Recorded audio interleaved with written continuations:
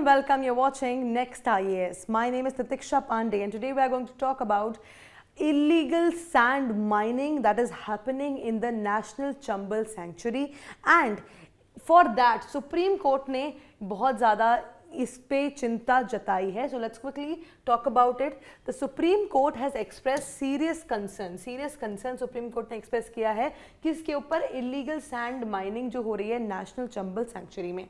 ठीक है, अब ये ऑब्जर्व किया गया है कि preventive detention should be involved against those facilitating illegal sand mining. जो लोग भी फैसिलिटेट कर रहे हैं इलीगल सैंड माइनिंग, उनके ऊपर क्या होना चाहिए? प्रिवेंटिव डिटेंशन करा जाना चाहिए. कोर्ट ने यह भी एम्फसाइज किया है कि developing institutional mechanisms to ensure the protection and welfare of forest personnel, मतलब ऐसे मैकेनिज्म्स होने चाहिए कि जो फॉरेस्ट पर्सनल्स हैं उनकी सुरक्षा का भी ध्यान रखा जाए और साथ में किसका इंश्योर करा जाए, प्रोटेक्शन हो और वेलफेयर भी हो फॉरेस्ट का. ठीक है, moving forward let's talk about illegal sand mining क्या होती है. देखिए, बहुत लोगों को पता नहीं होता कि इलीगल सैंड माइनिंग क्या होती है, तो एक बार इसके बारे में भी समझ लेते हैं. Extraction of sand without a valid permit. Sand का एक्सट्रैक्शन करना वैलिड परमिट होने के बिना, इसको इलीगल सैंड माइनिंग बोलते हैं. Mining beyond the prescribed limit, मतलब हमेशा एक प्रिस्क्राइब्ड लिमिट होती है कि आप यहाँ से इससे ज़्यादा माइनिंग नहीं कर सकते हैं, तो उस लिमिट से ज़्यादा माइनिंग करना भी इलीगल सैंड माइनिंग में आता है.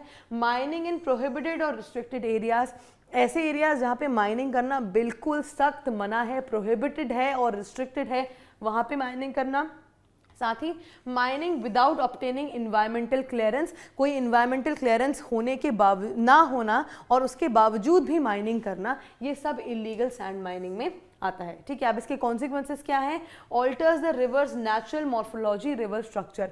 देखिए, जो रिवर स्ट्रक्चर है, रिवर की जो मॉर्फोलॉजी है, उसको ऑल्टर करता है, बर्बाद करता है. Disturbs the natural flow of the river, जो रिवर का नेचुरल फ्लो होता है. देखिए, ध्यान से देखिएगा, सोचिए कि एक रिवर है जिसके आसपास बहुत ज़्यादा रेत है, सैंड है. अब अगर हम सैंड को वहाँ से हटाते रहेंगे, इलीगली माइन करते रहेंगे, तो जो रिवर है उसका डिस्ट्रप्शन होगा और वो रिवर सिटीज़ में और भी जगह पे आ सकती है. तो इसीलिए that is one of the reasons कि कैसे फ्लड्स भी बड़े होते हैं. ठीक है, disturbs the ecological balance of the ecosystem. Ecosystem का इकोलॉजिकल बैलेंस को कंप्लीटली डिस्टर्ब कर देती है illegal sand mining. Now let us talk more about environmental impacts of sand mining. तो देखिए, सैंड माइनिंग के इन्वायरमेंटल इम्पैक्ट, जैसे कि मैंने आपको बताया, रिवर फ्लो ऑल्टर करती है, नेचुरल शेप को चेंज करती है. साथ ही ग्राउंड वाटर को डिप्लीट करती है, lowers the ground water level and affects water availability. Loss of biodiversity, destroy करती है हैबिटेट किसका? प्लांट्स और एनिमल्स का. साथ ही सॉइल इरोजन, वीक करती है और इरोड करती है रिवर बैंक्स को सराउंडिंग एरियाज में.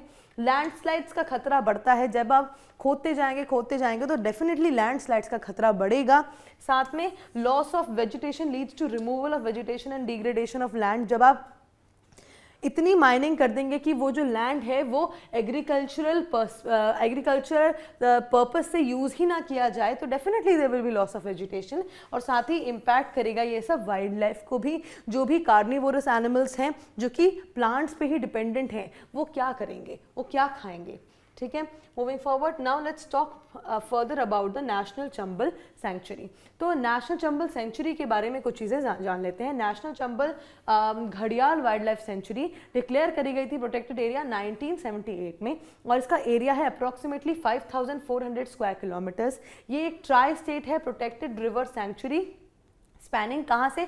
मध्य प्रदेश से, राजस्थान से और उत्तर प्रदेश में ये स्पैन है. मतलब ये जो नेशनल चंबल घड़ियाल वाइल्ड लाइफ सेंचुरी है, ये मध्य प्रदेश में भी आपको मिलेगी, उत्तर प्रदेश में भी आपको मिलेगी और राजस्थान में भी आपको मिलेगी, क्योंकि ये ट्राई स्टेट प्रोटेक्टेड है.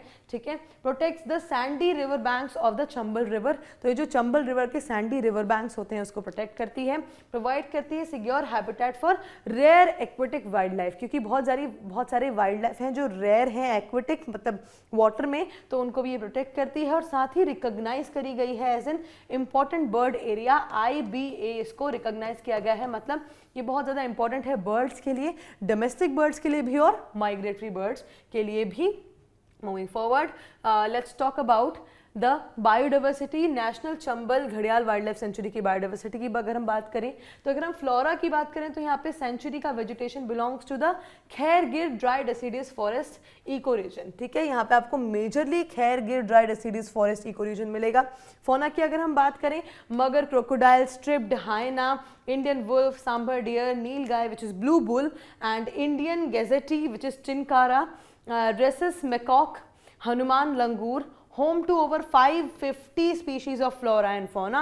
Now this, if you know, is a huge number. 550 species होना मतलब ये जो वाइल्ड लाइफ सेंचुरी है ये बहुत ज़्यादा इम्पॉर्टेंट है बायोडाइवर्सिटी के पर्सपेक्टिव से, ठीक है। Moving forward, now let's talk about the MCQ for revision. So consider the following statements regarding the National Chambal Sanctuary. The National Chambal Sanctuary extends across Madhya Pradesh, Uttar Pradesh and Rajasthan. Number 2, it is an important habitat for the gharial and the Ganga River dolphin. Third, it has been declared a UNESCO World Heritage Site. So select the correct answer using the code given below. A, 1 only, B, 1 and 2 only, C, 2 and 3 only, D, 1, 2 and 3 all are correct. Do let me know whichever option you feel is the right one, A, B, C or D in the comment section below, and that is it for today. I will see you in another deep dive video. Until then, bye bye, take care.